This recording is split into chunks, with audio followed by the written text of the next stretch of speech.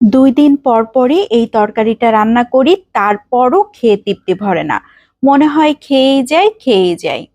প্রথমেই একটা আলু কুচি করে দিয়েছি, ১ কাপের মতো পেঁয়াজ কুচি দিয়েছি, ৭-৮ টা কাঁচামরিচ ফালি করে দিয়েছি, ১/২ চা চামচ করে লবণ হলুদ দিয়ে দিয়েছি। এখন খুব ভালো করে চটকে চটকে মাখিয়ে নিচ্ছি।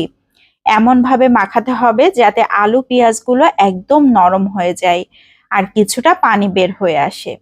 এখন দিয়ে দিচ্ছি সরিষা পেস্ট ১ চা চামচ, রসুন পেস্ট ১/৪ চা চামচ, জিরা পেস্ট ১/২ চা চামচ, পেঁয়াজ পেস্ট দিয়ে দিয়েছি ২ টেবিল চামচ, সয়াবিন তেল দিয়ে দিয়েছি ৩ টেবিল চামচের মতো। আবারও হাতের সাহায্যে খুব ভালো করে চটকে চটকে মাখিয়ে নিচ্ছি। হাতে মাখা তরকারির টেস্টই কিন্তু মাখানোর কাছে। যত ভালো করে মাখানো যাবে খেতে কিন্তু ততই মজার হবে। সবকিছু খুব ভালো করে মিশে গিয়েছে। এখন দিয়ে দিচ্ছি মায়া মাছ। মায়া মাছের মাথাগুলোকে আমি বাদ দেইনি, মাথা সহই কেটে নিয়েছি। এখন খুব ভালো করে মাছের সাথে মশলাগুলোকে মাখিয়ে নিচ্ছি। মায়া মাছের এই চচ্চড়িটা আমি আজকে কাঁচা মরিচ দিয়ে রান্না করব। এখানে কোনো ধরনের লাল মরিচের ব্যবহার করব না। কেউ চাইলে সামান্য একটু লাল মরিচ ব্যবহার করতে পারেন। তবে আমার কাছে মনে হয় কাঁচা মরিচ দিয়ে রান্না করলে সবথেকে বেশি টেস্টি হয়। ১/২ কাপের মতো পানি দিয়েছিলাম। ঢাকনা দিয়ে ঢেকে ৪-৫ মিনিটের মতো জাল করে নিয়েছি। খুবই সুন্দর একটা বলক চলে এসেছে। এখন আর ঢাকনা দিয়ে ঢাকার প্রয়োজন হবে না। এভাবেই রান্না করে নিতে হবে। খুব ভালো করে উল্টে পাল্টে দিয়েছি। এখন আবারও ৫-৬ মিনিট এভাবে জাল করে নিচ্ছি।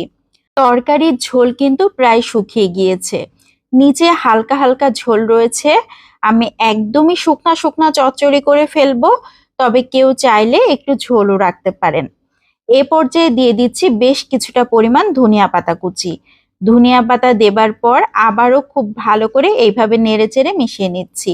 তবে একটু সাবধানে নাড়াচাড়া করতে হবে, না হলে মাছগুলো কিন্তু ভেঙে যেতে পারে। আবারও খুব ভালো করে জাল করে নিচ্ছি ৫-৬ মিনিট। তাহলে একদম শুকনা শুকনা চচ্চড়ি হয়ে যাবে। এ পর্যায়ে কিন্তু একদম শুকিয়ে গিয়েছে, তেল উঠে আসা মতো হয়ে গিয়েছে। আমি মাঝে মাঝে প্যানটাকে এভাবে ঘুরিয়ে দিচ্ছি।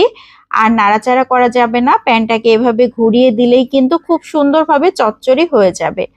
মাছ চচ্চড়ি একদম রেডি হয়ে গিয়েছে। এখন আমি সার্ভ করে নিচ্ছি। কাঁচামরিচ দিয়ে এই মাছটা চচ্চড়ি করলে অনেক বেশি মজার হয়।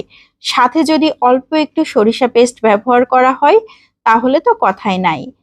তো আমার আজকের এই মায়া মাছের চচ্চড়িটা কেমন লাগলো সবাই লাইক ও কমেন্টের মাধ্যমে অবশ্যই জানাবেন। ভালো লাগলে বেশি বেশি করে শেয়ার করে দিতে পারেন, তাহলে অনেকেই দেখার সুযোগ পাবে। আজকের মতো এখান থেকে বিদায় নিচ্ছি। আসসালামু আলাইকুম।